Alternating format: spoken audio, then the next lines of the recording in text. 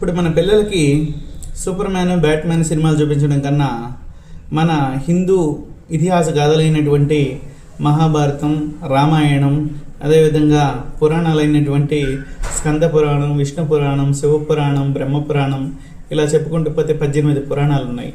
At least మనకి వీలైనటువంటి కథల్ని వారికి తెలియజేయడం వల్ల వారి జీవితంలో ఎవరు మంచివారు, ఎవరు చెడ్డవారు అని తెలుసుకునేదానికి అవకాశం కలుగుతుంది. అంతేకాకుండా వారు సినిమాల్లో చూసి ఆహా ఓహో అనుకునే సూపర్ మ్యాన్ కన్నా మన హనుమంతుడే గొప్పవాడు అని వాళ్ళకి తెలియచేయాలి. అదేవిధంగా వాళ్ళ సినిమాల్లో చూసే స్పైడర్ మ్యాన్, బ్యాట్మ్యాన్ కన్నా మన అర్జునుడు చాలా పెద్ద యోధుడు, గొప్ప యోధుడు అని మనం వారికి వివరించి చెప్పాలి. అదేవిధంగా మన శ్రీకృష్ణుడి యొక్క లీలలు, శివుడి యొక్క మహత్యాలు వారికి మనం కథలుగా తెలియచేయాలి. ఇవన్నీ తెలియజేయడం వల్ల మన పిల్లలు చాలా మంచి మంచి విషయాలను తెలుసుకుని ఎవరు మంచివారు, ఎవరు చెడ్డవారు, ఎలాంటి సందర్భాల్లో ఎలా యాక్ట్ చేయాలి, అంటే లైఫ్లో ఎలా ముందుకెళ్ళాలి అని వాళ్ళు తెలుసుకుంటారనమాట.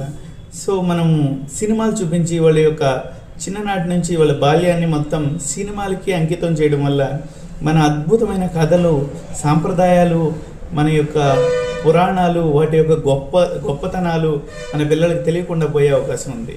సో ఫ్రెండ్స్, ఇదంతా మీకు నచ్చినట్లయితే మీ కామెంట్ని మీరు కామెంట్ బాక్స్లో పెట్టండి.